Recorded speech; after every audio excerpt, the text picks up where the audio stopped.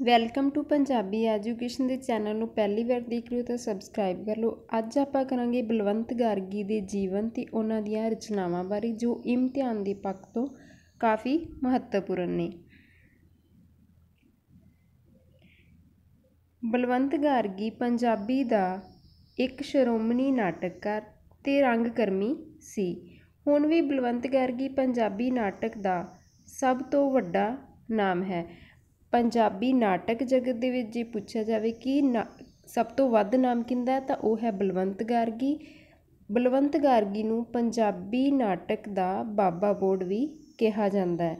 ਬਲਵੰਤ ਗਾਰਗੀ ਨੇ ਪੰਜਾਬੀ ਨਾਟਕ ਨੂੰ ਅਜਿਹੀਆਂ ਨਵੀਆਂ ਦਿਸ਼ਾਵਾਂ ਪ੍ਰਦਾਨ ਕੀਤੀਆਂ ਹਨ ਜੋ ਕਿ ਉਸ ਦਾ ਕੋਈ ਹੋਰ ਸਮਕਾਲੀ ਜਾਂ ਉੱਤਰਾਧਿਕਾਰੀ ਨਾਟਕਕਾਰ ਨਹੀਂ ਕਰ ਸਕਿਆ। ਤੇ ਬਲਵੰਤ ਗਾਰਗੀ ਦਾ ਜਨਮ 5 ਦਸੰਬਰ 1916 ਨੂੰ ਪਿੰਡ ਸੈਣਾ ਤੇ ਜ਼ਿਲ੍ਹਾ ਬਰਨਾਲਾ ਦੇ ਵਿੱਚ ਹੋਇਆ ਸੀ। ਜੋ ਮੈਂ ਅੰਡਰਲਾਈਨ ਕਰ ਰਹੀ ਹਾਂ ਉਹਨੂੰ ਥੋੜ੍ਹਾ ਧਿਆਨ ਨਾਲ ਦੇਖ ਲਿਓ।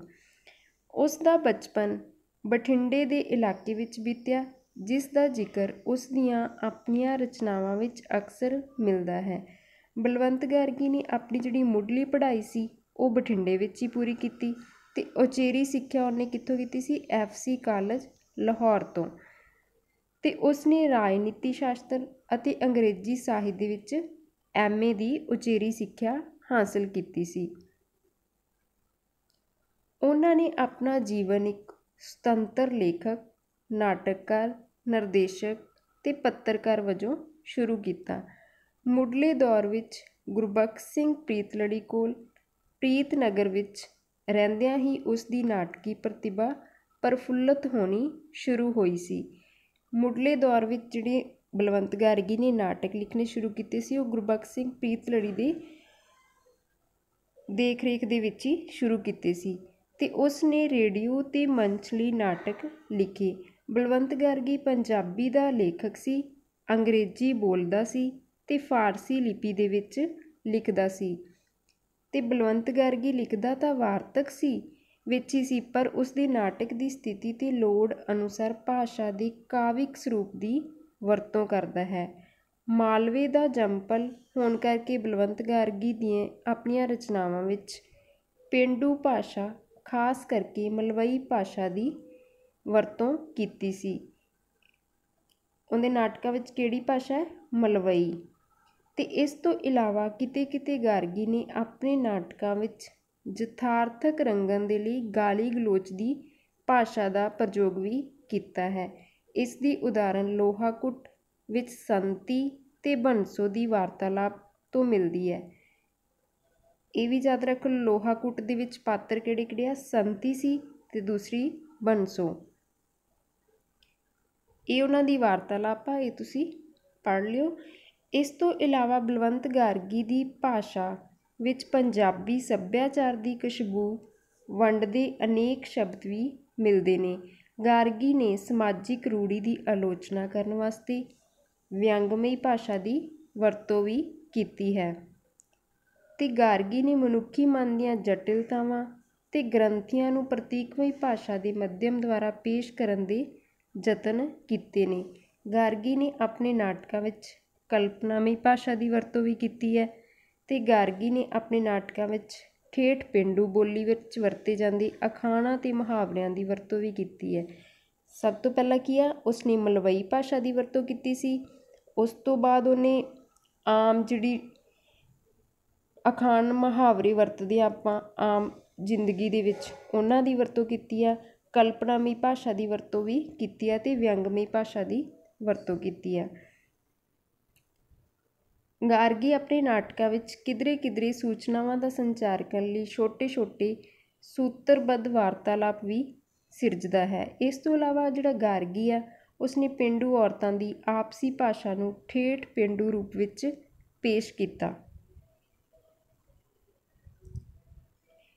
ਇਸ ਤੋਂ ਅੱਗੇ ਬਲਵੰਤ ਗਾਰਗੀ ਦੀਆਂ ਰਚਨਾਵਾਂ ਨੇ।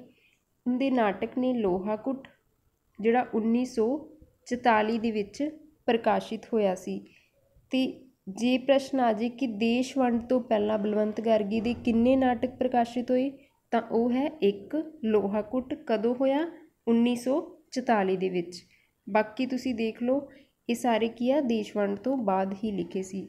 ਦੂਸਰਾ ਨਾਟਕ ਹੈ ਸੈਲ ਪੱਥਰ 1949, ਘੁੱਗੀ 1950, ਕਣਕ ਦੀ ਬੱਲੀ 1954, ਧੂਣੀ ਦੀ ਅੱਗ 1968, ਸੁਲਤਾਨ ਰਜ਼ੀਆ 1970, ਮਿਰਜ਼ਾ ਸਾਹਿਬਾ 1984, ਬਲਦੇ ਟਿੱਬੇ 1996, ਬਿਸਵੇਦਾਰ 1948, ਨਵਾਂ ਮੁੱਢ 1949, ਕੇਸਰੋ 1952, ਸੋਹਣੀ ਮਹੀਵਾਲ 1956, ਗਗਨਮੈ ਥਾਲ 1969, ਸੌਂਕਣ 1979, ਅਭਿਸਾਰਿਕਾ 1990 ਤੇ ਬਲਵੰਤ ਗਾਰਗੀ ਦੇ ਨਾਟਕ 1999। ਇਸ ਤਰ੍ਹਾਂ ਉਸਨੇ ਲਗਭਗ 25 ਦੇ ਕਰੀਬ ਪੂਰੇ ਨਾਟਕਾਂ ਦੀ ਰਚਨਾ ਕੀਤੀ। ਅਤੇ ਪ੍ਰਸ਼ਨ ਬਣਦਾ ਹੈ ਕਿ ਬਲਵੰਤ ਗਾਰਗੀ ਨੇ ਕਿੰਨੇ ਪੂਰੇ ਨਾਟਕ ਲਿਖੇ ਸੀ? ਤਾਂ 25। ਲੋਹਾਕੁੱਟ, ਬੇਬੇ ਅਤੇ ਕੇਸਰੂ ਤੋਂ ਬਾਅਦ ਇਹਨੇ ਕੀ ਆਪਣੀ ਨਾਟਕ ਕਲਾ ਯਥਾਰਥ ਤੋਂ ਸ਼ੁਰੂ ਕੀਤੀ ਸੀ ਅਤੇ ਇਸ ਤੋਂ ਬਾਅਦ ਦੇ ਜਿਹੜੇ ਨਾਟਕ ਰਚਨਾ ਵਿੱਚ ਉਸਨੇ ਮਾਨਸਿਕ ਯਥਾਰਥਵਾਦ ਮਨੋਵਿਗਿਆਨ ਦੇ ਆਧਾਰਿਤ ਲਿਖੇ ਸੀ। ਇੱਕ ਹੋਰ ਇੱਥੇ ਕਿ ਬਲਵੰਤ ਗਾਰਗੀ ਨੇ ਪਹਿਲਾਂ ਜਿਹੜੇ ਆ ਉਹ ਯਥਾਰਥਵਾਦੀ ਨਾਟਕ ਲਿਖਿਆ ਅਤੇ ਉਸਨੇ ਆਪਣੇ ਯਥਾਰਥਵਾਦ ਨੂੰ ਕਦੋਂ ਤਿਆਗਿਆ ਸੀ? ਜਦੋਂ ਉਹਨੇ ਕਣਕ ਦੀ ਬੱਲੀ ਨਾਟਕ ਲਿਖਿਆ ਸੀ 1954 ਦੇ ਵਿੱਚ। ਜੇ ਪ੍ਰਸ਼ਨ ਐਵੇਂ ਪੁੱਛਿਆ ਜਾਵੇ ਕਿ ਬਲਵੰਤ ਗਾਰਗੀ ਨੇ ਆਪਣੇ ਕਿਹੜੇ ਨਾਟਕ ਦੇ ਵਿੱਚ ਜਿਹੜਾ ਯਥਾਰਥਵਾਦ ਨੂੰ ਤਿਆਗ ਦਿੱਤਾ ਸੀ, ਤਾਂ ਉਹ ਹੈ ਕਣਕ ਦੀ ਬੱਲੀ। ਉਸ ਤੋਂ ਬਾਅਦ ਅੱਗੇ ਹੈ ਬਲਵੰਤ ਗਾਰਗੀ ਦੀਆਂ ਇਕਾਂਗੀਆਂ। ਦੋ ਪਾਸੇ 1949, ਬੇਬੇ 1951, ਕੁਆਰੀ ਟੀਸੀ 1976, ਦਸਵੰਧ 1949, ਦੁੱਧ ਦੀਆਂ ਧਾਰਾਂ 1967, ਪੱਤਨ ਦੀ ਬੇੜੀ 1975 ਤੇ ਪੈਂਤੜੇਬਾਜ਼ 1982, ਚਾਕੂ 1982, ਬਲਵੰਤ ਗਾਰਗੀ ਦੇ ਇਕਾਂਗੀ ਨਾਟਕ 1999। ਇਸ ਤੋਂ ਬਾਅਦ ਬਲਵੰਤ ਗਾਰਗੀ ਦੇ ਖੋਜ ਕਾਰਜ ਨਾਲ ਸੰਬੰਧਿਤ ਪੁਸਤਕਾਂ ਨੇ ਰੰਗਮੰਚ, ਜਿਹੜੀ 1960 ਦੇ ਵਿੱਚ ਪ੍ਰਕਾਸ਼ਿਤ ਹੋਈ ਸੀ। ਉਸ ਤੋਂ ਬਾਅਦ ਲੋਕ ਨਾਟਕ, ਇਹ 1966 ਦੇ ਵਿੱਚ ਪ੍ਰਕਾਸ਼ਿਤ ਹੋਈ ਸੀ। ਫਿਰ ਉਹਦੇ ਕਹਾਣੀ ਸੰਗ੍ਰਹਿ ਨੇ ਮਿਰਚਾਂ ਵਾਲਾ ਸਾਧ, ਡੁੱਲੇ ਬੇਰ ਤੇ ਕਾਲਾ ਅੰਬ। ਅੱਗੇ ਰੇਖਾ ਚਿੱਤਰ ਸੰਗ੍ਰਹਿ, ਨਿੰਮ ਦੇ ਪੱਤੇ 1961, ਸੁਰਮੇ ਵਾਲੀ ਅੱਖ, ਕੌਡੀਆਂ ਵਾਲਾ ਸੱਪ, ਹੁਸੀਨ ਚਿਹਰੇ ਤੇ ਸ਼ਰਬਤ ਦੀਆਂ ਘੁੱਟਾਂ। ਇਹਨਾਂ ਪੁਸਤਕਾਂ ਤੋਂ ਬਿਨਾਂ ਬਲਵੰਤ ਗਾਰਗੀ ਨੇ ਇੱਕ ਨਾਵਲ ਵੀ ਲਿਖਿਆ ਸੀ ਅਤੇ ਉਹਦਾ ਨਾਮ ਸੀ ਕੱਕਾ ਰੇਤਾ। ਅਤੇ ਸਫ਼ਰਨਾਮਾ ਉਹਨਾਂ ਦਾ ਕਿਹੜਾ ਬਲਵੰਤ ਗਾਰਗੀ ਦਾ? ਪਤਾਲ ਦੀ ਧਰਤੀ। ਦੋ ਉਸਨੇ ਸਵੈ ਜੀਵਨੀ ਮੂਲਕ ਨਾਵਲ ਲਿਖੇ ਸੀ, ਨੰਗੀ ਧੁੱਪ, ਦੂਸਰਾ ਹੈ ਕਾਸ਼ਨੀ ਵੇੜਾ, ਆਦਿ ਵੀ ਪ੍ਰਕਾਸ਼ਿਤ ਹੋ ਚੁੱਕੇ ਨੇ। ਬਲਵੰਤ ਗਾਰਗੀ ਦਾ ਪ੍ਰੀਤਨਗਰ ਨਾਲ ਡੂੰਘਾ ਸੰਬੰਧ ਰਿਹਾ ਹੈ, ਜੋ ਕਿ ਲੇਖਕਾਂ ਦਾ ਇੱਕ ਅਹਿਮ ਸਥਾਨ ਹੈ। ਆਪਣੀ ਰਚਨਾ ਦੇ ਆਰੰਭ ਵਿੱਚ ਪ੍ਰੀਤਨਗਰ ਵਿੱਚ ਹੋਣ ਵਾਲੇ ਮੇਲੇ ਰਾਈ ਦਾ ਪਹਾੜ ਦੀ ਸਕ੍ਰਿਪਟ ਵੀ ਲਿਖੀ ਸੀ ਅਤੇ ਇਹ ਨਾਟਕ ਉਸਨੇ ਲੇਡੀ ਗ੍ਰੈਗਰੀ ਦੇ ਨਾਟਕ ਨੂੰ ਆਧਾਰ ਬਣਾ ਕੇ ਲਿਖਿਆ ਸੀ। ਇੱਥੇ ਪ੍ਰਸ਼ਨ ਆ ਕਿ ਬਲਵੰਤ ਗਾਰਗੀ ਨੇ ਲੇਡੀ ਗ੍ਰੈਗਰੀ ਦੇ ਨਾਟਕ ਨੂੰ ਆਧਾਰ ਬਣਾ ਕੇ ਕਿਹੜਾ ਨਾਟਕ ਲਿਖਿਆ ਸੀ? ਰਾਈ ਦਾ ਪਹਾੜ। ਇਸੇ ਮੇਲੇ ਲਈ ਬਲਵੰਤ ਗਾਰਗੀ ਨੇ ਆਪਣੇ ਇੱਕ ਮੌਲਿਕ ਨਾਟਕ ਵੀ ਲਿਖਿਆ, ਜਿਸ ਵਿੱਚ ਕਲਾਕਾਰ ਸੋਭਾ ਸਿੰਘ ਦੇ ਮੁੱਖ ਕਲਾਕਾਰ ਦੀ ਭੂਮਿਕਾ ਨਿਭਾਈ ਸੀ। ਅਤੇ ਆਜ਼ਾਦੀ ਤੋਂ ਪਹਿਲਾਂ 1944 ਵਿੱਚ ਉਸਨੇ ਆਪਣਾ ਨਾਟਕ ਲੋਹਾਕੁੱਟ ਵੀ ਲਿਖ ਦਿੱਤਾ ਸੀ, ਜੋ ਕਿ ਬਹੁਤ ਪ੍ਰਸਿੱਧ ਹੋਇਆ ਅਤੇ ਇਹ ਨਾਟਕ ਉਸਨੇ ਲੋਹਾਰ ਜਾਤੀ ਦੇ ਆਧਾਰਿਤ ਲਿਖਿਆ ਸੀ। ਅਤੇ ਇਸ ਦੇ ਵਿੱਚ ਕੀ ਹੁੰਦਾ, ਇੱਕ ਲੋਹਾਰ ਦੀ ਬੇਟੀ ਹੁੰਦੀ ਹੈ ਬੈਨੋ ਅਤੇ ਉਸਦੀ ਪਤਨੀ ਹੁੰਦੀ ਸੰਤੀ ਨੂੰ ਦਿਖਾਉਂਦੇ ਨੇ ਕਿ ਉਹ ਲੋਹਾਰ ਦੇ ਕੰਮ ਦੇ ਨਾਲ ਨਫ਼ਰਤ ਹੋਣ ਕਰਕੇ ਜੱਟਾਂ ਦੇ ਮੁੰਡਿਆਂ ਨਾਲ ਉਦਲ ਕੇ ਜਾਂਦੇ ਦਿਖਾਇਆ ਹੈ ਅਤੇ ਜਿਸ ਨੇ ਲੋਹਾਰ ਜਾਤੀ ਨਾਲ ਸੰਬੰਧਿਤ ਯੂਨੀਅਨਾਂ ਨੇ ਵਿਰੋਧ ਕੀਤਾ ਸੀ, ਪਰੰਤੂ ਮਨੋਵਿਗਿਆਨਿਕ ਪੱਖ ਤੋਂ ਕੁਝ ਸਮਝਦਾਰ ਲੋਕਾਂ ਨੇ ਇਸ ਦੀ ਬਹੁਤ ਪ੍ਰਸ਼ੰਸਾ ਕੀਤੀ।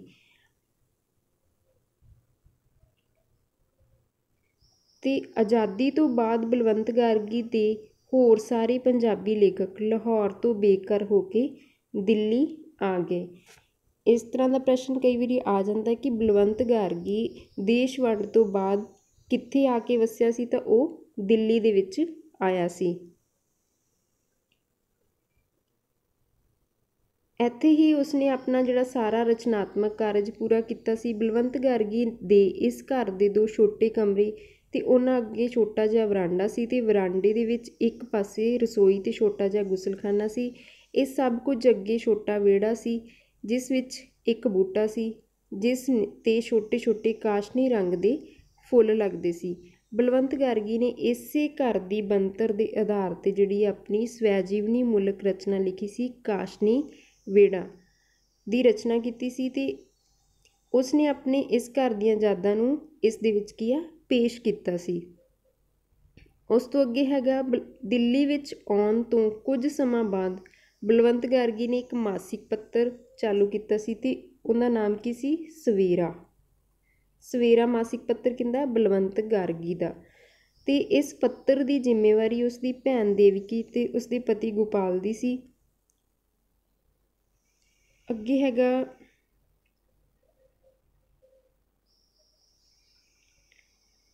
ਹੁਣ ਭਾਵੇਂ ਬਲਵੰਤ ਗਾਰਗੀ ਸਰੀਰਕ ਤੌਰ 'ਤੇ ਇਸ ਦੁਨੀਆ 'ਤੇ ਨਹੀਂ, ਪਰ ਉਸ ਅਜੇ ਵੀ ਲੋਕ ਮਨਾਂ ਵਿੱਚ ਜਿਉਂਦਾ ਹੈ, ਪਰ ਉਹ ਮਰ ਵੀ ਨਹੀਂ ਸਕਦਾ ਅਤੇ ਹੌਲੀ ਹੌਲੀ ਤੁਰਦਾ ਅਤੇ ਹੌਲੀ ਬੋਲਦਾ ਹੈ, ਅਤੇ ਉਹ ਕੱਦ ਵਿੱਚ ਵੀ ਬਹੁਤਾ ਵੱਡਾ ਨਹੀਂ ਸੀ, ਪਰੰਤੂ ਸ਼ਖਸੀਅਤ ਪੱਖ ਤੋਂ ਉਹ ਬਹੁਤ ਵੱਡੇ ਸਨ।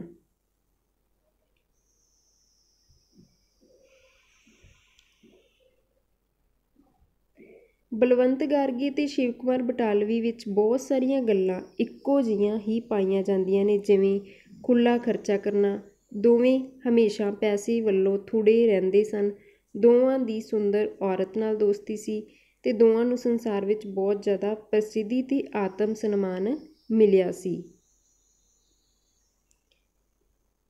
ਬਲਵੰਤ ਗਾਰਗੀ ਨੇ ਆਪਣਾ ਜਿਹੜਾ ਰਚਨਾਤਮਕ ਕਾਰਜ ਕਵਿਤਾ ਲਿਖਣ ਤੋਂ ਸ਼ੁਰੂ ਕੀਤਾ ਸੀ। ਇਹ ਕਾਫੀ ਇੰਪੋਰਟੈਂਟ ਆ ਕਿ ਬਲਵੰਤ ਗਾਰਗੀ ਨੇ ਆਪਣਾ ਜਿਹੜਾ ਸਾਹਿਤਿਕ ਖੇਤਰ ਦੇ ਵਿੱਚ ਲਿਖਣ ਦੀ ਸ਼ੁਰੂਆਤ ਕਿੱਥੋਂ ਕੀਤੀ ਸੀ, ਤਾਂ ਉਹ ਹੈ ਕਵਿਤਾ। ਉਸਨੇ ਆਪਣੇ ਕਾਲਜ ਦੇ ਦਿਨਾਂ ਵਿੱਚ 300 ਕਵਿਤਾਵਾਂ ਲਿਖ ਦਿੱਤੀਆਂ ਸੀ, ਪਰੰਤੂ ਉਸਨੇ ਕਿਹਾ ਕਿ ਇਹ ਸਾਰੀਆਂ ਕਵਿਤਾਵਾਂ ਉਸਨੇ ਅੰਗਰੇਜ਼ੀ ਭਾਸ਼ਾ ਦੇ ਵਿੱਚ ਲਿਖੀਆਂ ਸੀ, ਅਤੇ ਫਿਰ ਉਹ ਰਵਿੰਦਰਨਾਥ ਟੈਗੋਰ ਦੇ ਕੋਲ ਆਪਣੀਆਂ ਕਵਿਤਾਵਾਂ ਲੈ ਕੇ ਜਾਂਦਾ ਹੈ, ਤਾਂ ਉਹਨਾਂ ਨੇ ਬਲਵੰਤ ਗਾਰਗੀ ਨੂੰ ਆਪਣੀ ਮਾਂ ਬੋਲੀ ਪੰਜਾਬੀ ਵਿੱਚ ਸਾਹਿਤ ਲਿਖਣ ਦੀ ਰਚਨਾ ਕਰਨ ਦੀ ਸਲਾਹ ਦਿੱਤੀ ਸੀ, ਅਤੇ ਇਸ ਦੁਆਰਾ ਹੀ ਬਲਵੰਤ ਗਾਰਗੀ ਆਪਣੇ ਜਿਹੜੇ ਭਾਵਾਂ ਅਤੇ ਵਿਚਾਰਾਂ ਨੂੰ ਸਹੀ ਢੰਗ ਨਾਲ ਪੇਸ਼ ਕਰ ਸਕਦਾ ਸੀ, ਕਿਉਂਕਿ ਕੋਈ ਵੀ ਵਿਅਕਤੀ ਜਿਹੜਾ ਜਿੰਨੇ ਵਧੀਆ ਢੰਗ ਦੇ ਨਾਲ ਆਪਣੇ ਭਾਵਾਂ ਨੂੰ ਮਾਂ ਬੋਲੀ ਦੁਆਰਾ ਵਿਅਕਤ ਕਰ ਸਕਦਾ ਹੈ, ਹੋਰ ਕਿਸੇ ਵੀ ਭਾਸ਼ਾ ਵਿੱਚ ਓਨੇ ਵਧੀਆ ਢੰਗ ਨਾਲ ਨਹੀਂ ਕਰ ਸਕਦਾ। ਅਤੇ ਕਿਹਾ ਜਾਂਦਾ ਕਿ ਬਲਵੰਤ ਗਾਰਗੀ ਖੁਦ ਨਹੀਂ ਲਿਖਦਾ ਸੀ, ਸਗੋਂ ਬੋਲ ਕੇ ਲਿਖਵਾਉਂਦਾ ਸੀ, ਅਤੇ ਉਸ ਦੇ ਬਹੁਤੇ ਨਾਟਕ ਜਿਹੜੇ ਹੈਗੇ ਆ ਕ੍ਰਿਸ਼ਨਜੀਤ, ਅਮਰੀਕ ਸਿੰਘ ਗਿੱਲ ਅਤੇ ਡਾਕਟਰ ਬਖਸ਼ੀਸ਼ ਸਿੰਘ ਨੇ ਲਿਖੇ ਸੀ। ਗਾਰਗੀ ਦੇ ਨਾਟਕ ਬੋਲ ਕੇ ਲਿਖੇ ਹੋਣ ਕਰਕੇ ਉਸਦੇ ਨਾਟਕਾਂ ਵਿੱਚ ਭਾਵਾਂ ਦੀ ਗਰਮੀ ਅਤੇ ਸ਼ੈਲੀ ਦੀ ਸਟੀਕਤਾ ਬਰਕਰਾਰ ਰਹਿੰਦੀ ਸੀ, ਅਤੇ ਗਾਰਗੀ ਨੇ ਜਿਹੜੇ ਜ਼ਿਆਦਾਤਰ ਨਾਟਕ ਆ ਉਹ ਮਨੋਵਿਗਿਆਨ 'ਤੇ ਆਧਾਰਿਤ ਲਿਖੇ ਸੀ। ਗਾਰਗੀ ਆਪਣੇ ਆਲੇ ਦੁਆਲੇ ਵਿੱਚ ਦੂਸਰਿਆਂ ਨਾਲ ਵਾਪਰੀਆਂ ਘਟਨਾਵਾਂ ਨੂੰ ਆਪਣੇ ਨਾਟਕਾਂ ਦਾ ਵਿਸ਼ਾ ਬਣਾਉਂਦਾ ਹੈ। ਗਾਰਗੀ ਆਪਣੇ ਨਾਟਕਾਂ ਵਿੱਚ ਇਸਤਰੀ ਪੁਰਖ ਦੇ ਸਬੰਧਾਂ ਨੂੰ ਮਨੋਵਿਗਿਆਨਿਕ ਨਾਟਕਾਂ ਦੀ ਰਚਨਾ ਕਰਦਾ ਹੈ। ਸ਼ੈਕਸਪੀਅਰ ਦੀ ਤਰ੍ਹਾਂ ਗਾਰਗੀ ਨੇ ਆਪਣੇ ਨਾਟਕਾਂ ਵਿੱਚ ਕਾਵਿ ਭਾਸ਼ਾ ਦੀ ਵਰਤੋਂ ਕੀਤੀ, ਅਤੇ ਗਾਰਗੀ ਦੇ ਬਹੁਤੇ ਨਾਟਕ ਜਿਹੜੇ ਵਾਰਤਕ ਵਿੱਚ ਹੀ ਮਿਲਦੇ ਹਨ। ਅੱਗੇ ਹੈ ਨੰਗੀ ਧੁੱਪ, ਬਲਵੰਤ ਗਾਰਗੀ ਦੁਆਰਾ ਰਚਿਤ ਦੂਸਰੀ ਬੇਬਾਕ ਸਵੈਜੀਵਨੀ ਹੈ। ਪਹਿਲੀ ਸਵੈਜੀਵਨੀ ਕਿਹੜੀ ਸੀ? ਕਾਸ਼ਨੀ ਵਿਹੜਾ, ਅਤੇ ਦੂਸਰੀ ਸਵੈਜੀਵਨੀ ਹੈਗੀ ਆ ਨੰਗੀ ਧੁੱਪ। ਇਸ ਵਿੱਚ ਬਲਵੰਤ ਗਾਰਗੀ ਜੀਨੀ ਨਾ ਮਿਲਣੀ, ਉਸਦੇ ਵਿਆਹ, ਦਿੱਲੀ ਵਾਪਸੀ, ਬੇਰੁਜ਼ਗਾਰੀ, ਸਾਹਿਤਕ ਮਹਿਫਲਾਂ, ਚੰਡੀਗੜ੍ਹ ਅਤੇ ਇੰਡੀਅਨ ਥੀਏਟਰ ਵਿੱਚ ਅਧਿਆਪਕੀ ਦੇ ਮੰਚ ਸਰਗਰਮੀਆਂ, ਯੂਨੀਵਰਸਿਟੀ ਦੀ ਰਾਜਨੀਤੀ, ਰਾਜੀ ਨਾਲ ਮੁਲਾਕਾਤ ਅਤੇ ਮੁਹੱਬਤ, ਪਤਨੀ ਮਹਿਬੂਬਾ ਅਤੇ ਲੇਖਕ ਦਾ ਤਿਕੋਣੀ ਟਕਰਾਓ, ਬੱਚਿਆਂ ਦਾ ਜਨਮ ਅਤੇ ਪਾਲਣ ਪੋਸ਼ਣ, ਜੀਨੀ ਦਾ ਸੰਗੀਤ ਅਧਿਆਪਕ ਨਾਲ ਲਗਾਓ, ਜੀਨੀ ਦਾ ਘਰ ਛੱਡ ਕੇ ਅਮਰੀਕਾ ਚਲੇ ਜਾਣਾ, ਇੰਦਰਾ ਗਾਂਧੀ ਅਤੇ ਐਮਰਜੈਂਸੀ, ਚੰਡੀਗੜ੍ਹ ਨੂੰ ਅਲਵਿਦਾ, ਦਿੱਲੀ ਵਾਪਸੀ ਅਤੇ ਜੀਵਨ ਦੀ ਨਵੇਂ ਸਿਰਿਓਂ ਸ਼ੁਰੂਆਤ ਆਦਿ ਵੇਰਵੇ ਬੜੇ ਹੀ ਉਹਨੇ ਰੋਚਕ ਅੰਦਾਜ਼ ਦੇ ਵਿੱਚ ਪੇਸ਼ ਕੀਤੇ ਹਨ। ਉਸ ਤੋਂ ਅੱਗੇ ਬਲਵੰਤ ਗਾਰਗੀ ਦੇ ਰੇਖਾ ਚਿੱਤਰ ਆ। ਉਸ ਦਾ ਪਹਿਲਾ ਰੇਖਾ ਚਿੱਤਰ ਆ ਨਿੰਮ ਦੇ ਪੱਤੇ, ਜੋ 1961 ਦੇ ਵਿੱਚ ਛਪਿਆ ਸੀ ਅਤੇ ਉਸ ਨੇ ਆਪਣੇ ਆਖਰੀ ਵਰ੍ਹਿਆਂ ਤੱਕ ਜਿਹੜੇ ਆ ਰੇਖਾ ਚਿੱਤਰਾਂ ਦੀ ਰਚਨਾ ਕੀਤੀ ਸੀ। ਫਿਰ ਹੈ ਬਲਵੰਤ ਗਾਰਗੀ ਨੇ ਆਪਣੇ ਪੂਰੇ 25 ਨਾਟਕ ਲਿਖੇ ਸੀ ਅਤੇ ਜਿਨ੍ਹਾਂ ਦੇ ਵਿੱਚੋਂ ਕੇਵਲ 10 ਨਾਟਕਾਂ ਨੂੰ ਹੀ ਉਹ ਕੀ ਆਪਣੀਆਂ ਪ੍ਰਤੀਨਿਧ ਰਚਨਾਵਾਂ ਮੰਨਦਾ ਹੈ। ਬਲਵੰਤ ਗਾਰਗੀ ਦੀ ਨਾਟਕ ਪੁਸਤਕਾਂ ਵਿੱਚ ਉਸਦੇ 10 ਨਾਟਕ ਹੀ ਲਏ ਨੇ। ਕਿਹੜੇ ਆ? ਲੋਹਾ ਕੁੱਟ, ਕੇਸਰੋ, ਕਣਕ ਦੀ ਬੱਲੀ, ਗਗਨ ਮੈਂ ਥਾਲ, ਮਿਰਜ਼ਾ ਸਾਹਿਬਾ, ਧੂਣੀ ਦੀ ਅੱਗ, ਸੁਲਤਾਨ ਰਜ਼ੀਆ, ਸੌਂਕਣ, ਅਭਿਸਾਰਿਕਾ, ਬਲ ਦੇ ਟਿੱਬੇ।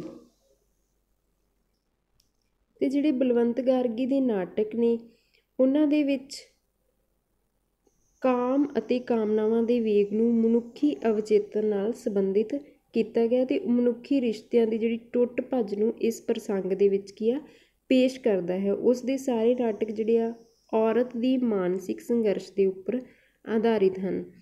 ਲੋਹਾ ਕੁੱਟ ਵਿੱਚ ਸੰਤੀ ਤੇ ਬੈਨੋ, ਇਹ ਧਿਆਨ ਨਾਲ ਕਰ ਲਿਓ ਕਿ ਕਿਹੜੇ ਨਾਟਕ ਵਿੱਚ ਕਿਹੜੇ ਪਾਤਰ ਆ। ਕਈ ਵਾਰ ਇਸ ਤਰ੍ਹਾਂ ਕਈ ਪਾਤਰਾਂ ਦੇ ਨਾਮ ਦੇ ਕੇ ਪੁੱਛ ਲਿਆ ਜਾਂਦਾ ਹੈ ਕਿ ਇਹ ਕਿਹੜੇ ਨਾਟਕ ਦੇ ਪਾਤਰ ਆ। ਲੋਹਾ ਕੁੱਟ ਵਿੱਚ ਕਿਹੜੇ ਆ? ਸੰਤੀ ਤੇ ਬੈਨੋ। ਮਿਰਜ਼ਾ ਸਾਹਿਬਾ ਵਿੱਚ ਸਾਹਿਬਾ, ਧੂਣੀ ਦੀ ਅੱਗ ਵਿੱਚ ਰੀਟਾ ਤੇ ਵੀਨਾ, ਸੌਂਕਣ ਵਿੱਚ ਮਾਂ ਤੇ ਨੌ, ਅਭਿਸਾਰਿਕਾ ਵਿੱਚ ਰੰਜਨਾ ਤੇ ਬਲ ਦੇ ਟਿੱਬੇ ਵਿੱਚ ਪ੍ਰੀਤੋ। ਅਜਿਹੇ ਔਰਤ ਪਾਤਰ ਹੀ ਜੋ ਮਾਨਸਿਕ ਸੰਤਾਪ ਭੋਗ ਰਹੀਆਂ ਨੇ। ਉਸਨੇ ਕੀ ਆਪਣੇ ਨਾਟਕਾਂ ਵਿੱਚ ਔਰਤ ਪਾਤਰ ਦੇ ਬਾਰੇ ਦੱਸਿਆ ਜਿਹੜੀਆਂ ਮਾਨਸਿਕ ਸੰਤਾਪ ਹੰਢਾਉਂਦੀਆਂ ਨੇ। ਫਿਰ ਅੱਗੇ ਹੁੰਦੇ ਇਕਾਂਗੀ ਨਾਟਕ। ਪੂਰੇ ਨਾਟਕ ਰੇਖਾ ਚਿੱਤਰ ਖੋਜ ਤੋਂ ਇਲਾਵਾ ਬਲਵੰਤ ਗਾਰਗੀ ਨੇ ਇਕਾਂਗੀ ਸੰਗ੍ਰਹਿਾਂ ਦੀ ਵੀ ਰਚਨਾ ਕੀਤੀ ਸੀ ਅਤੇ ਉਹਨਾਂ ਵਿੱਚ ਆ ਜਾਂਦੇ ਕੁਆਰੀ ਟੀਸੀ, ਬੇਬੇ, ਡਾਕਟਰ ਪਲਟਾ, ਪੱਤਨ ਦੀ ਬੇੜੀ, ਹਾਊਸ ਬੋਟ ਅਤੇ ਦੋ ਪਾਸੇ ਅਹਿਮ ਇਕਾਂਗੀਆਂ ਹਨ। ਕੁਆਰੀ ਟੀਸੀ ਇਕਾਂਗੀ ਜਿਹੜੀ ਆ 1944 ਦੇ ਵਿੱਚ ਲਿਖਿਆ ਗਿਆ ਸੀ ਅਤੇ ਬਲਵੰਤ ਗਾਰਗੀ ਦੀ ਇਹ ਇਕਾਂਗੀ ਜਿਹੜੀ ਆ ਨਾ ਇਹ ਇੱਕ ਸੁਣੀ ਹੋਈ ਘਟਨਾ ਦੇ ਆਧਾਰ 'ਤੇ ਲਿਖੀ ਗਈ ਹੈ ਅਤੇ ਇਹ ਇਕਾਂਗੀ ਸਾਡੇ ਸਮਾਜ ਦੀਆਂ ਰੀਤਾਂ ਦਾ ਮਲਬਾ ਡਿੱਗ ਕੇ ਸਾਡੇ ਆਲੇ ਦੁਆਲੇ ਇੱਕ ਸਫੇਦ ਉੱਚਾ ਪਹਾੜ ਬਣ ਗਿਆ ਹੈ, ਬਰਫ਼ ਵਾਂਗ ਠੰਡਾ, ਜਿਸ ਨੂੰ ਇਕਾਂਗੀ ਦਾ ਪਾਤਰ ਪਾਰ ਕਰਕੇ ਦੂਸਰੇ ਪਾਸੇ ਜਾਣਾ ਚਾਹੁੰਦਾ ਹੈ। ਇਸ ਤੋਂ ਬਾਅਦ ਉਹਨਾਂ ਦੀ ਇਕਾਂਗੀ ਹੈ ਬੇਬੇ। ਇਹਦੇ ਵਿੱਚ ਬਲਵੰਤ ਗਾਰਗੀ ਦੀ ਇਹ ਬਹੁਤ ਹੀ ਚਰਚਿਤ ਇਕਾਂਗੀ ਹੈ ਅਤੇ ਇਸ ਇਕਾਂਗੀ ਵਿੱਚ 2 ਪੀੜ੍ਹੀਆਂ ਦਾ ਦੁਖਾਂਤ ਪੇਸ਼ ਹੋਇਆ ਹੈ। ਹਰ ਇਕਾਂਗੀ ਦੇ ਜੀ ਪਾਤਰ ਜਿਵੇਂ ਕਰ ਲਏ, ਉਸ ਤੋਂ ਬਾਅਦ ਉਹਨਾਂ ਦੀ ਵਿਸ਼ੇ ਨੂੰ ਵੀ ਯਾਦ ਰੱਖਿਆ ਕਰੋ। ਇਹਦੇ ਵਿੱਚ ਕੀ ਆ 2 ਪੀੜ੍ਹੀਆਂ ਦਾ ਦੁਖਾਂਤ ਕਿਹੜੀ ਇਕਾਂਗੀ ਵਿੱਚ ਆ? ਬਲਵੰਤ ਗਾਰਗੀ ਦੀ ਬੇਬੇ। ਅਤੇ ਇਹ ਇਕਾਂਗੀ ਨੇ ਉਸ ਸਮੇਂ ਲਿਖੀ ਜਦੋਂ ਉਹ ਕਾਲਜ ਦੀ ਪੜ੍ਹਾਈ ਮੁਕਾ ਕੇ ਉਹ ਘਰ ਰਹਿੰਦਾ ਸੀ ਅਤੇ ਇਸ ਇਕਾਂਗੀ ਵਿੱਚ ਗਾਰਗੀ ਨੇ ਮਲਵਈ ਭਾਸ਼ਾ ਦੀ ਵਰਤੋਂ ਕੀਤੀ, ਜਿਸ ਵਿੱਚ ਠੇਠ ਪੇਂਡੂ ਭਾਸ਼ਾ ਦੀ ਵਰਤੋਂ ਕੀਤੀ ਹੈ। ਉਸ ਤੋਂ ਬਾਅਦ ਹੈ ਬਲਵੰਤ ਗਾਰਗੀ ਦੀ ਇਕਾਂਗੀ ਡਾਕਟਰ ਪਲਟਾ। ਇਹ ਸ਼ਹਿਰੀ ਜੀਵਨ ਦੇ ਢੰਗ ਉੱਪਰ ਵਿਅੰਗ ਕੱਸਦੀ ਹੈ ਅਤੇ ਇਸ ਇਕਾਂਗੀ ਵਿੱਚ ਕਈ ਇਸ ਤਰ੍ਹਾਂ ਦੀਆਂ ਘਟਨਾਵਾਂ ਪੇਸ਼ ਹੁੰਦੀਆਂ ਹਨ ਜੋ ਦਰਸ਼ਕਾਂ ਨੂੰ ਹੱਸਣ ਲਈ ਮਜਬੂਰ ਕਰਦੀਆਂ ਹਨ ਅਤੇ ਇਸ ਨਾਟਕ ਦਾ ਮੁੱਖ ਪਾਤਰ ਕਿਹੜਾ? ਡਾਕਟਰ ਪਲਟਾ, ਅਤੇ ਉਹ ਦੰਦਾਂ ਦਾ ਡਾਕਟਰ ਹੈ। ਇਸ ਇਕਾਂਗੀ ਵਿੱਚ ਗਾਰਗੀ ਨੇ ਮਲਵਈ ਭਾਸ਼ਾ ਦੇ ਨਾਲ ਨਾਲ ਅੰਗਰੇਜ਼ੀ, ਵਿਅੰਗਮਈ ਅਖਾਣਾਂ ਦੀ ਵਰਤੋਂ ਕੀਤੀ ਹੈ ਅਤੇ ਇਸ ਤੋਂ ਇਲਾਵਾ ਕਈ ਥਾਵਾਂ 'ਤੇ ਉਸਨੇ ਫਾਰਸੀ ਭਾਸ਼ਾ ਦੇ ਸ਼ਬਦ ਵੀ ਇਸ ਇਕਾਂਗੀ ਵਿੱਚ ਵੇਖਣ ਨੂੰ ਮਿਲਦੇ ਆ। ਅਗਲੀ ਇਕਾਂਗੀ ਹੈ ਪੱਤਨ ਦੀ ਬੇੜੀ। ਇਹ ਇਕਾਂਗੀ ਜਿਹੜੀ ਹੈ ਪ੍ਰਤੀਕਾਤਮਕ ਇਕਾਂਗੀ ਹੈ ਅਤੇ ਇਸ ਇਕਾਂਗੀ ਵਿੱਚ ਜੀਵਨ ਦੀ ਵਿਸੰਗਤੀ ਪੇਸ਼ ਕੀਤੀ ਹੈ ਅਤੇ ਇਹ ਜੀਵਨ ਦੀਆਂ ਵਿਸੰਗਤੀਆਂ ਉੱਪਰ ਆਧਾਰਿਤ ਦੁਖਾਂਤ ਦੀ ਪੇਸ਼ਕਾਰੀ ਨੂੰ ਪੇਸ਼ ਕਰਦੀ ਹੈ। ਪੱਤਨ ਦੀ ਬੇੜੀ ਇਕਾਂਗੀ ਦੀ ਵਾਰਤਾਲਾਪ ਬਲਵੰਤ ਗਾਰਗੀ ਦੀ ਸਿਰਜਣਾਤਮਕ ਪ੍ਰਤਿਭਾ ਅਨੂਠਾ ਪ੍ਰਮਾਣ ਪੇਸ਼ ਕਰਦੀ ਹੈ ਅਤੇ ਇਸ ਵਿੱਚ ਔਰਤ ਨੂੰ ਕੀ ਆ ਜੰਡ ਨਾਲ ਬੰਨੀ ਹੋਈ ਬੇੜੀ ਦੇ ਪ੍ਰਤੀਕ ਵਜੋਂ ਪੇਸ਼ ਕੀਤਾ ਹੈ, ਜੋ ਰਵਾਇਤੀ ਰਿਸ਼ਤੇ ਵਿੱਚ ਬੱਝੀ ਹੋਈ ਜਜ਼ਬਿਆਂ ਦੀਆਂ ਛੱਲਾਂ ਆਉਂਦੀਆਂ ਹਨ, ਭਾਵਨਾਵਾਂ 'ਤੇ ਤੂਫਾਨ ਉੱਠਦੇ ਹਨ, ਪਰ ਬੇੜੀ ਜੰਜੀਰਾਂ ਨਾਲ ਬੰਨੀ ਹੋਈ ਹੈ ਅਤੇ ਦਰਿਆ ਵਿੱਚ ਨਹੀਂ ਠਿੱਲਦੀ। ਗਾਰਗੀ ਨੇ ਇਸ ਇਕਾਂਗੀ ਵਿੱਚ ਵੀ ਕੀ ਆ ਮਲਵਈ ਭਾਸ਼ਾ ਨਾਲ ਠੇਠ ਪੰਜਾਬੀ ਭਾਸ਼ਾ ਦੇ ਸ਼ਬਦਾਂ ਦੀ ਵਰਤੋਂ ਕੀਤੀ ਹੈ। ਅਤੇ ਇਸ ਤੋਂ ਇਲਾਵਾ ਕਈ ਥਾਵਾਂ 'ਤੇ ਉਸਨੇ ਸਮਾਸੀਕਰਨ ਅਤੇ ਦੋਹਰਕਤੀਕਰਨ ਵੀ ਵੇਖਣ ਨੂੰ ਮਿਲਦੇ ਆ, ਜੋ ਕਿ ਉਸ ਦੀ ਇਕਾਂਗੀ ਨੂੰ ਸ਼ਿੰਗਾਰਨ ਦੇ ਵਿੱਚ ਅਹਿਮ ਭੂਮਿਕਾ ਨਿਭਾਉਂਦੇ ਹਨ। ਉਸ ਤੋਂ ਅਗਲੀ ਇਕਾਂਗੀ ਹੈ ਹਾਊਸ ਬੋਟ। ਇਸ ਵਿੱਚ ਉਸਨੇ ਸਮਾਜ ਦੀ ਮੱਧ ਸ਼੍ਰੇਣੀ ਦੀ ਇੱਕ ਤੀਵੀਂ ਦਾ ਚਿੱਤਰ ਪੇਸ਼ ਕੀਤਾ ਹੈ, ਜੋ ਪੜ੍ਹ ਲਿਖ ਕੇ ਵੀ ਪੁਰਾਣੀਆਂ ਕੀਮਤਾਂ ਦੇ ਵਿੱਚ ਗ੍ਰਸੀ ਹੋਈ ਹੈ। ਅਤੇ ਇਹ ਇਕਾਂਗੀ ਸਾਡੇ ਸਮਾਜ ਦੀ ਉਪਜਾਊ ਸ਼ਕਤੀ, ਖੁਸ਼ੀ, ਕਲਪਨਾ, ਹਾਸੇ, ਚਾਵਾਂ ਭਾਵਾਂ ਨੂੰ ਪੇਸ਼ ਕਰਦੀ ਹੈ। ਅਤੇ ਇਸ ਲਈ ਉਹ ਔਰਤ ਨਵੇਂ ਆਲੇ ਦੁਆਲੇ ਵਿੱਚ ਬਹੁਤ ਥੋੜ੍ਹਾ ਚਿਰ ਸਾਹ ਲੈ ਸਕਦੀ ਹੈ।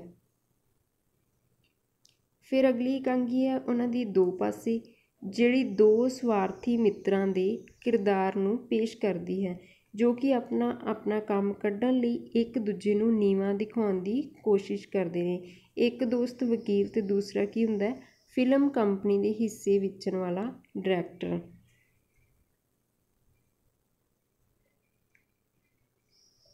ਉਸ ਤੋਂ ਅੱਗੇ ਬਲਵੰਤ ਗਾਰਗੀ ਇਸ ਗੱਲ ਦੀ ਹਾਮੀ ਨਹੀਂ ਭਰਦਾ ਕਿ ਜੋ ਇੱਕ ਵਾਰ ਲਿਖਤ ਲਿਖ ਦਿੱਤੀ ਉਹ ਪੱਥਰ ਉੱਤੇ ਲੀਕ ਹੋ ਗਈ। ਉਸਨੇ ਆਪਣੇ ਪੂਰੇ ਨਾਟਕ ਲੋਹਾ ਕੁੱਟ, ਕਣਕ ਦੀ ਬੱਲੀ ਨੂੰ ਕਈ ਵਾਰ ਸੋਧਿਆ ਹੈ, ਅਤੇ ਉਸਨੇ ਆਪਣੇ ਨਾਟਕਾਂ ਵਿੱਚ ਵਾਂਗ ਉਸਦੀ ਜ਼ਿੰਦਗੀ ਵੀ ਜਿਹੜੀ ਹੈ ਬੇਹੱਦ ਅਸਮਾਨਿਆ ਸੀ।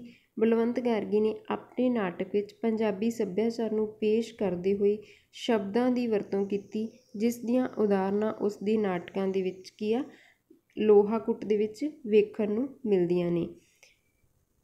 ਅੱਗੇ ਹੈ ਬਲਵੰਤ ਗਾਰਗੀ ਨੂੰ ਜਿਹੜਾ 1962 ਦੇ ਵਿੱਚ ਸਾਹਿਤ ਅਕਾਦਮੀ ਪੁਰਸਕਾਰ ਪ੍ਰਾਪਤ ਹੋਇਆ, ਅਤੇ 1972 ਵਿੱਚ ਉਹਨੂੰ ਪਦਮ ਸ਼੍ਰੀ ਪੁਰਸਕਾਰ ਨਾਲ ਸਨਮਾਨਿਤ ਕੀਤਾ ਗਿਆ ਸੀ।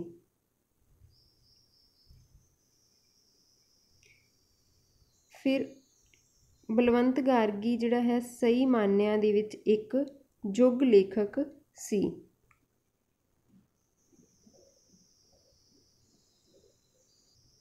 ਅਤੇ ਉਸ ਦੀ 20 ਅਪ੍ਰੈਲ 2003 ਨੂੰ ਕੀ ਆ ਰਾਤ ਦੇ 11:30 ਵਜੇ ਗਾਰਗੀ ਇਸ ਨਾਸ਼ਮਨ ਜਗਤ ਨੂੰ ਸਦਾ ਲਈ ਛੱਡ ਕੇ ਚਲਾ ਗਿਆ। ਪੰਜਾਬੀ ਨਾਟਕ ਦੇ ਇਤਿਹਾਸ ਵਿੱਚ ਬਲਵੰਤ ਗਾਰਗੀ ਇੱਕ ਵਿਲੱਖਣ ਕਿਸਮ ਦਾ ਨਾਟਕਕਾਰ ਹੈ, ਜੋ ਪੰਜਾਬੀ ਨਾਟਕ ਨੂੰ ਪੱਛਮੀ ਨਾਟਕ ਦੀਆਂ ਉਹਨਾਂ ਵਿਧੀਆਂ ਨਾਲ ਜੋੜ ਦਿੰਦਾ ਹੈ ਜਿਨ੍ਹਾਂ ਨੂੰ ਉਹ ਆਧੁਨਿਕ ਵਿਧੀਆਂ ਕਿਹਾ ਜਾਂਦਾ ਹੈ। ਇਹ ਸੀ ਅੱਜ ਬਲਵੰਤ ਗਾਰਗੀ ਦੇ ਜੀਵਨ ਅਤੇ ਉਹਨਾਂ ਦੀਆਂ ਰਚਨਾਵਾਂ ਨਾਲ ਸੰਬੰਧਿਤ ਜੋ ਵੀ ਮਹੱਤਵਪੂਰਨ ਗੱਲਾਂ ਤੁਹਾਨੂੰ ਦੱਸਣ ਦੀ ਕੋਸ਼ਿਸ਼ ਕੀਤੀ ਆ। ਉਮੀਦ ਕਰਦੀ ਕਿ ਤੁਹਾਨੂੰ ਵੀਡੀਓ ਚੰਗੀ ਲੱਗੀ ਹੋਊਗੀ। ਜੇ ਵੀਡੀਓ ਚੰਗੀ ਲੱਗੀ ਤਾਂ ਲਾਈਕ ਕਰਨਾ, ਕਮੈਂਟ ਕਰਨਾ। Thank you.